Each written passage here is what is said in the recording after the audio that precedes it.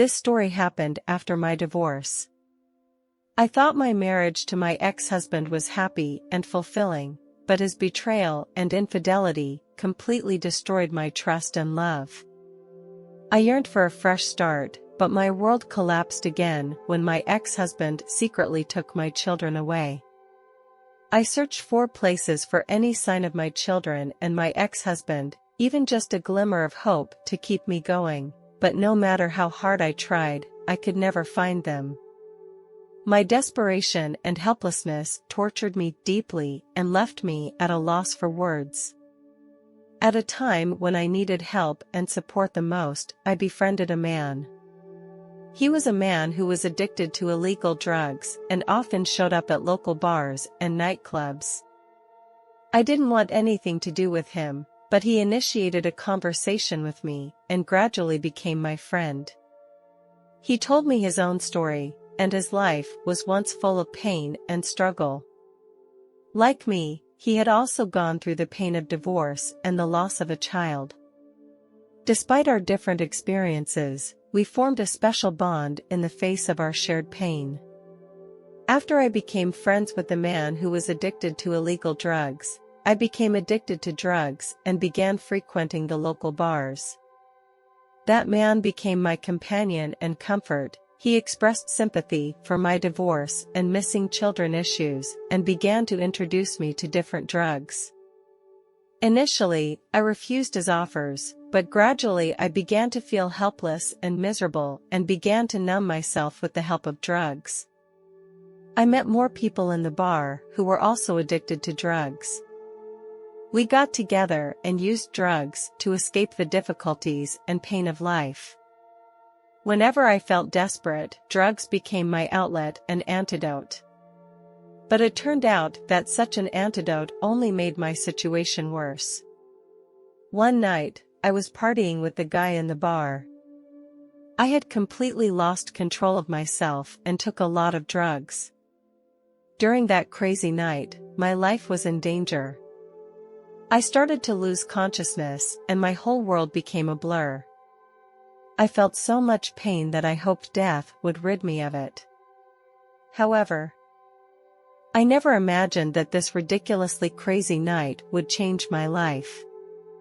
When I regained consciousness, I found myself in a dark tunnel. There was not a ray of light around me, no sound, just endless nothingness. I felt terrified, and this dark place terrified me beyond belief. I began to look back on my life and saw all the things I had experienced, and I felt the joy and sadness of life.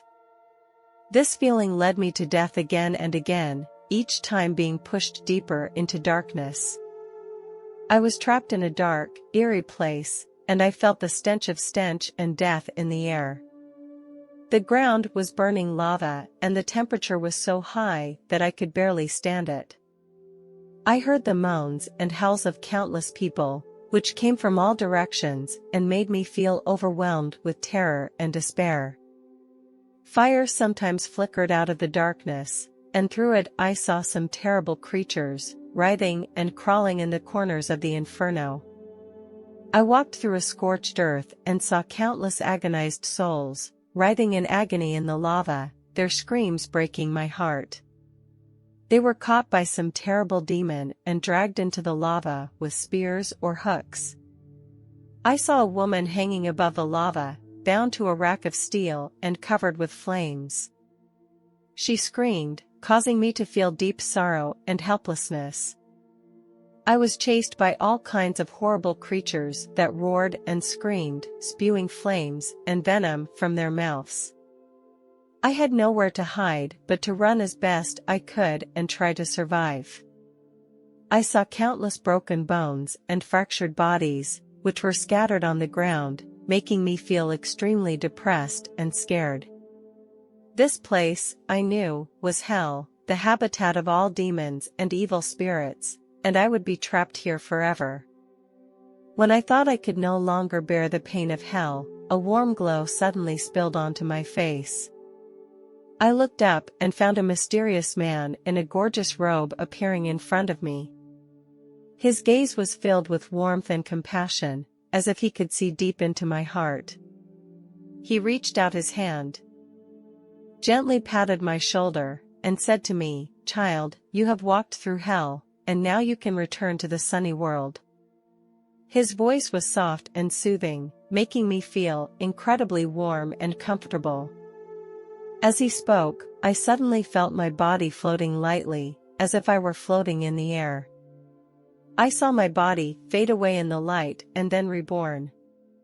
It all happened so mysteriously and wonderfully that I could not find the right words to describe how I felt.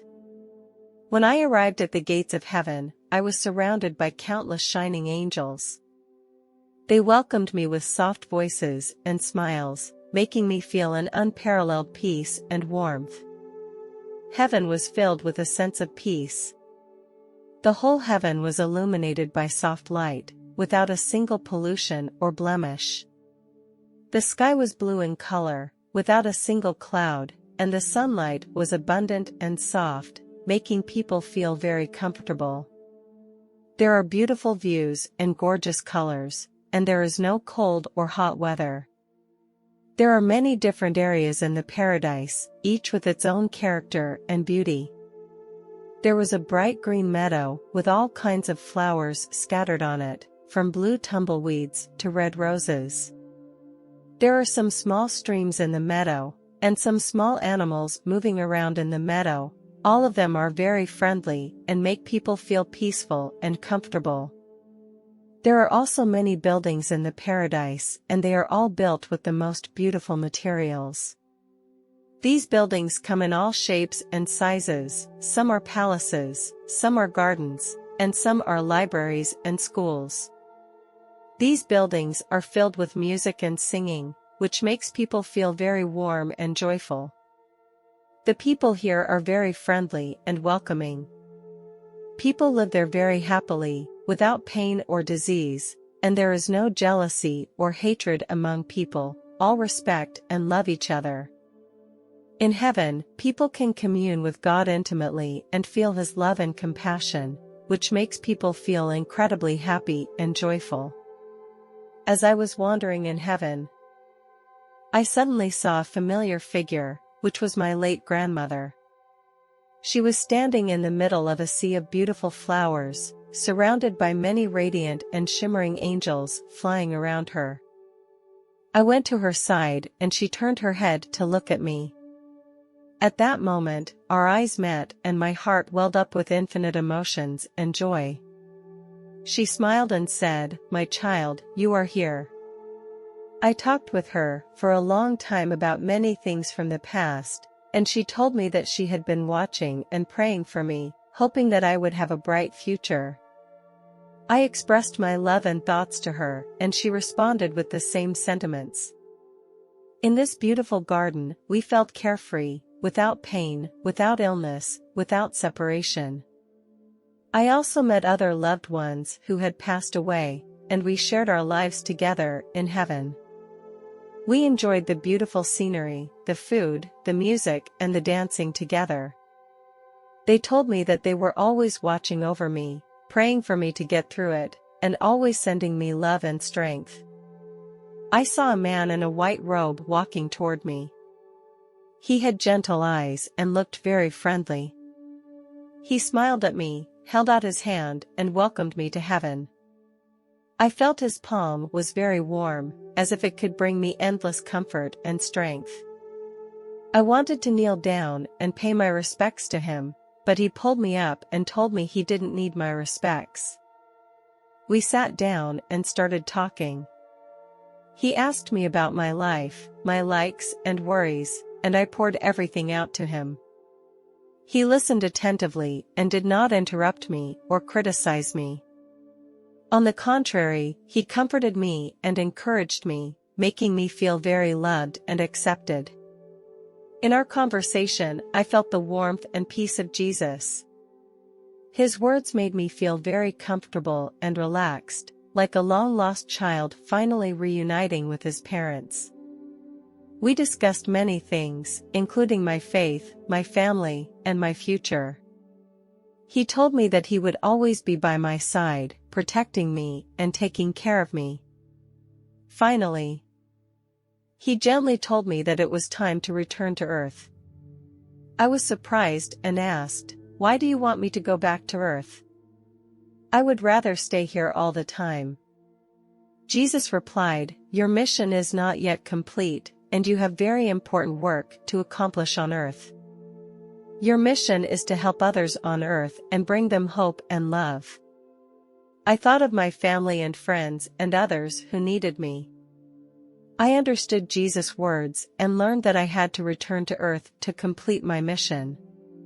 Jesus smiled at me and said, "Don't worry, I will be with you until you complete your mission." I felt warm and comforted, knowing I would not be alone. I told Jesus I was ready to return to Earth and continue my mission. Jesus gave me a hug and told me he would always be watching and blessing me. I felt a strong gravitational force that made me begin to fall downward. I felt my body getting heavier and gradually regained the feeling of my body. I began to hear sounds around me, felt the temperature around me, and my eyes reopened. I slowly found myself back in the human world again, back in my body. This transition was amazing and gave me a deeper understanding of the relationship between the human body and the soul.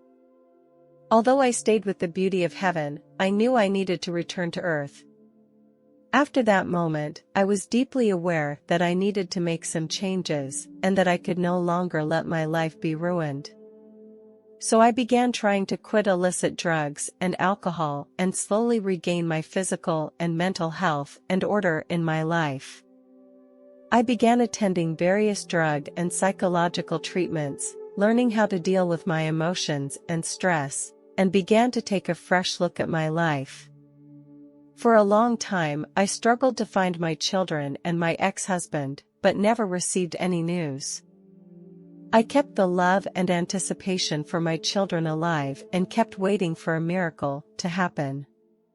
However, even in my darkest days, I never gave up searching and expecting. Years later, I received a social media message from my long-lost children. They found me, and we were finally reunited. In the years since, I have spent every ounce of my being to provide support and love to my children, trying to make them the people they want to be. I am acutely aware of the impact that friend had on my life. I learned from him what not to do and realized the key choices to make in life. It is now clear to me that even in the darkest of times, we cannot lose hope and faith.